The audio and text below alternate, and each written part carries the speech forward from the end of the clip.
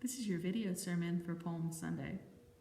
On Palm Sunday, we're used to playing the crowd. We're used to waving our branches in the air.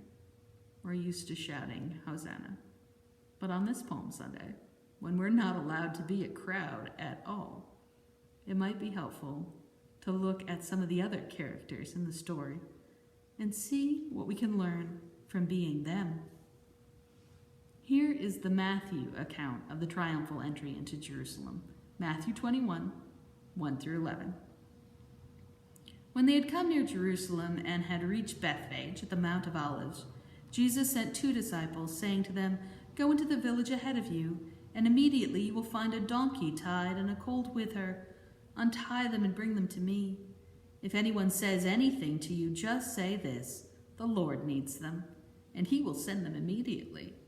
This took place to fulfill what had been spoken through the prophet, saying, "Tell the daughter of Zion, look, your king is coming to you, humble and mounted on a donkey, and on a colt, the foal of a donkey." The disciples went and did as Jesus had directed them. They brought the donkey and the colt and put their cloaks on them, and he sat on them. A very large crowd spread their cloaks on the road, and others cut branches from the trees and spread them on the road. The crowds that went ahead of him and that followed him were shouting, "Hosanna to the Son of David. Blessed is the one who comes in the name of the Lord. Hosanna in the highest heaven." When he entered Jerusalem, the whole city was in turmoil, asking, "Who is this?" The crowds were saying, "This is the prophet Jesus from Nazareth in Galilee." You can see from Matthew's account that when we wave our palms, we're only playing half the crowd. We could just as easily have Coat Sunday, when we wave our coats in the air and throw them on the ground for Jesus to walk over. We can also read this gospel from the point of view of the 2 disciples, who were sent to untie the donkey, who were sent with words already in their mouth, ready to say the master needs them. We can read it from the point of view of the donkey owner, who gives what he has. We can read it from the point of view of Jesus, who has the crowd before him, the crowd behind him. We could even read it from the point of view of everybody in Jerusalem who's like, "Who is this?" And the crowd tells them it's Jesus the prophet. But today, I want to read it from the point of view of the donkey.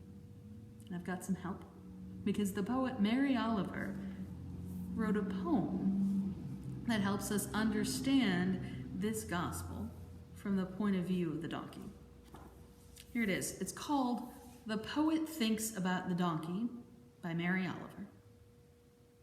On the outskirts of Jerusalem, the donkey waited, not especially brave or filled with understanding. He stood and waited. How horses turned into the meadow leap with delight.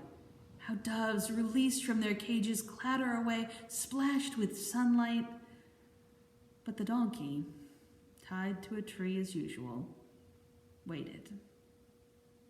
Then he let himself be led away. Then he let the stranger mount. Never had he seen such crowds, and I wonder if he at all imagined what was to happen. Still, he was what he had always been, small, dark, obedient. I hope, finally, he felt brave. I hope, finally, he loved the man who rode so lightly upon him, and he lifted one dusty hoof and stepped, as he had to, forward. I think that poem is so helpful to me. Not only does it put me in the point of view of the donkey and see this story from a whole new perspective that I'd never thought of before, but I can hear echoes of myself in how Mary Oliver imagines this one insignificant Bible character. She imagines him as not especially brave or filled with understanding. He's been standing and waiting. Well, I don't know about you, but I don't feel especially brave. I don't feel like I have any special understanding. But I do know how to wait, how to be patient, how to be obedient, or at least try to be obedient, to overcome my donkey-like stubbornness against God, and to actually move forward. Forward. The last word in this poem seems to me to be the most important for us today. Forward. I'm moving forward with Jesus. I'm sticking as close to Jesus as I can get, and Jesus is always moving forward. I'm following my master. Wherever he goes, that's where I'm going to go.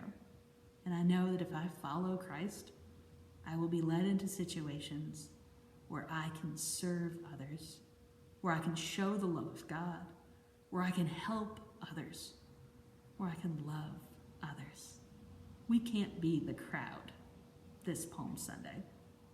We can't gather together, but you and I can always move forward with Jesus. We can be as close to him as we can get, and we can put one foot in front of the other. Be obedient and move forward. We might not feel especially brave.